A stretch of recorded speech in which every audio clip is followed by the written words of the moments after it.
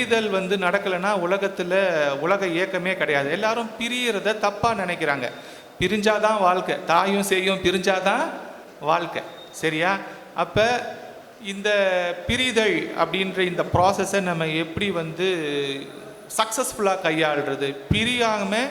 பிரிவு என்ன ஒன்று, மல்டிப்ளைன்னு ஒன்று நடக்காமல் நம்மளால் வந்து எந்த ஒரு விஷயத்தையும் செய்யாது. அப்படி மல்டிப்ளை ஆனாலும் இதை ஒரு தாய் மக்கள் அப்படின்ற அந்த ஒரு ஒரு குடும்பத்தில் 10 பேர் பிறந்தாலும் இப்போல்லாம் கூட்டு குடும்பம் அப்படின்னு கிடையாது. கரெக்டாக? எல்லாருமே இப்போ நியூக்ளியஸ் ஃபேமிலி ஆகிட்டோம். இப்போ அதுவே வந்து நமக்கு வந்து ஒரு பெரிய பிரச்சனையாக இருக்குது. இப்போ நான்லாம் பிளெஸ்டு. உண்மையிலேயே என் பேருக்கு ஏற்ற மாதிரி என்னுடைய இயற்பெயர் ஆரோக்கிய பாக்கியநாதன்னா, நான் பிளெஸ்டுன்னா எப்படி சொல்லுவேன்னா, 10 பேர் கூட நான் பிறந்தேன். சரியா? 10வது ஆள். அந்த 10 பேரும் ஒரே வீட்டில் இருந்தோம். எங்கள் அப்பா ஒரு சாதாரண பிளாக் ஸ்மித்து.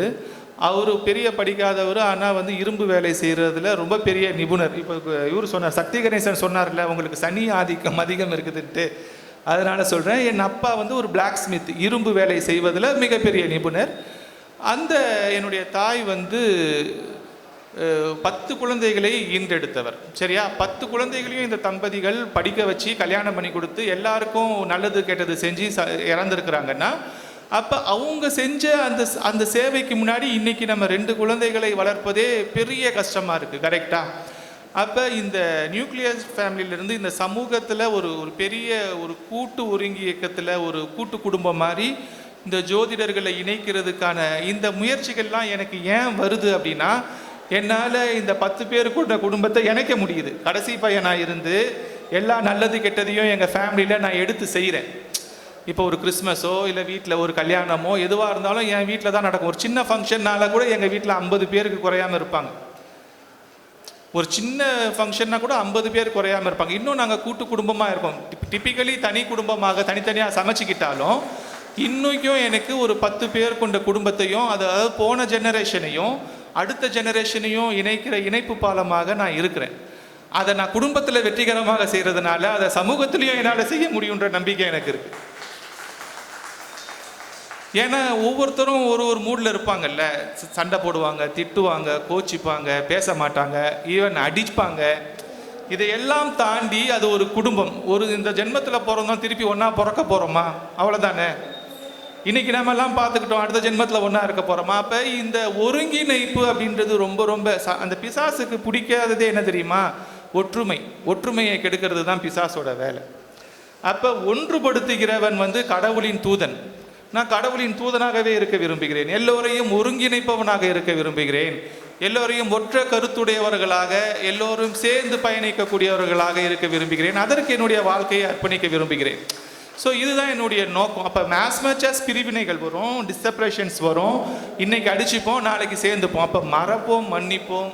இன்றைக்கி ஒரு பிரச்சனை வந்தாலும். ஆனால் இந்த ஜோதிடர்களை இணைப்பது காலத்தின் கட்டாயம். ஜோதிடர்கள் பிரிந்து இருப்பது ஒரு மிகப்பெரிய பிரச்சனை. ஜோதிடர்கள் எல்லாரும் ஒன்றா இருந்திருந்தால் நம்ம அது அவ்வளோ பெரிய ஜோதிட சாஸ்திரத்தை இந்நேரம் டாக்குமெண்டேஷன் பண்ணி எல்லோருக்கும் பயனுடையதாக கொடுத்துருக்க முடியும். ஆனால் ஜோதிடர்கள் பிரிந்து தனக்கு தெரிஞ்சதை மற்றவங்களுக்கு சொல்லிக் கொடுக்காம அப்படியே ஒரு ஜென்ரேஷன் அடுத்த ஜென்ரேஷனோட அழிஞ்சு போனதோட மிச்சங்களைத்தான் நாம் சுமந்து கொண்டிருக்கிறோம். நம்ம அடுத்த தலைமுறை எப்படி இருக்குன்னு தெரியாது. இன்னும் 15 வருஷம் கழிச்சு உலகம் எப்படி இருக்குன்னு தெரியாது. நிச்சயமாக இப்போ இருக்கிறத விட 20-30 மடங்கு டெக்னாலஜி வளர்ந்துருக்கும். மனிதர்களாக இருப்பாங்களானே தெரியாது. ஆனால் அந்த ஜென்மத்திலையும் அந்த காலத்திலையும் இந்த ஜோதிடம் இருக்கணும், இந்த ஆன்மீகம் இருக்கணும்னா அதை செய்யக்கூடிய தகுதி படைத்தவர்கள் ஜோதிடர்களாக தான் இருப்பாங்க. அந்த ஜோதிட சமுதாயம் ஒன்றுபட்டு இருக்க வேண்டும் என்பது காலத்தின் கட்டாயம். சரியா? இப்போவே அல்ட்ரா மாடர்னாக இருக்கிறாங்க. இன்றைக்கே பிள்ளைங்க நம்ம பேச்சை கேட்க மாட்டுறாங்க. அப்போ இன்னும் 30 வருஷத்தில் எல்லாமே செயற்கைத்தனமாக, எல்லாமே ஆட்டோமேஷனாக இருக்கும் பொழுது ஜோதிடமும் ஆட்டோமேஷனில் இருக்கணும். ஜோதிடமும் எந்த வகையில் குறைஞ்சது இல்லாமல் இருக்கணும். அதே நேரத்தில் மனிதமும் போற்றப்படணும்னா பெருவாரியான சமூகத்தில் பிரச்சனை வரும்போது ஜோதிடர்கிட்ட தான் போகிறாங்க. அவன் எல்லாரையும் தேடுவான், எங்கேயுமே கிடைக்கலன்னா ஃபைனலாக யாராச்சும் ஒரு ஜோதிடர்கிட்ட தான் வருவாங்க. அப்போ அந்த ஜோதிடர்கள் அப்டுடேட்டாக இருக்கணும். அவங்க கிட்ட வர கிளையண்ட்டுக்கு ஒரு ப்ராப்பரான ஒரு ரிசல்ட்டை கொடுக்கணும். அதுக்கு ஒரு சரியான டூல் வேணும், அதுக்கு ஒரு சரியான நெட்வொர்க் வேணும், அதுக்கு ஒரு சரியான கம்யூனிட்டி வேணும். அப்படின்றத உருவாக்குற அந்த நோக்கத்தில் தான் இந்த குரு பாக்கியநாதன் அஸ்ட்ராலஜி ரிசர்ச் ஃபவுண்டேஷன் செயல்பட போகுது.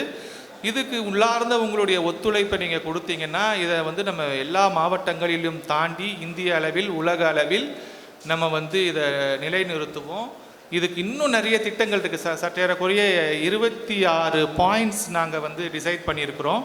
அந்த டாக்குமெண்டேஷன் வந்து நான் உங்களுக்கு வர காலங்களில் இன்னும் it is too early premature ஸ்டேட்டில் இருக்குது.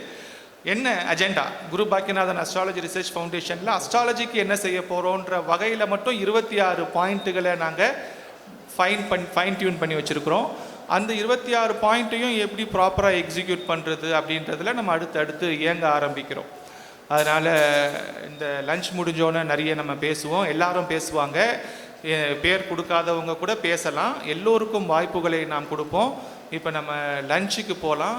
இந்த லஞ்ச் வந்து லண்டனில் இருக்கிற கார்த்திகேயன் சந்திரன் என்கின்ற ஒரு நபர் டொனேஷன் செய்திருக்கிறார். இந்த நேரத்தில் நான் கார்த்திகேயன் சந்திரன் அவர்களுக்கு என்னுடைய நெஞ்சார்ந்த நன்றியை தெரிவித்துக் கொள்கிறேன். தேங்க்யூ. அனைவருக்கும் ஒரு அன்பான வேண்டுகோள், சில வீடியோ கவரேஜுக்காக யாரும் எழுந்திருக்க வேண்டாம், அப்படியே நின்றுங்க. இங்கே அன்னதானமானது 30 பேர்களுக்கு மட்டுமே அரேஞ்ச் பண்ணப்படுது. எனவே எல்லாரும் போய் அங்கே குழும வேண்டாம். நீங்கள் ஒருத்தர் இன்ட்ரடியூஸ் பண்ணிக்கோங்க, ஒருத்தர் கலந்து ஆலோசிச்சுக்குங்க. 30 பேராக போய் நம்ம உணவு அருந்திக்கலாம்.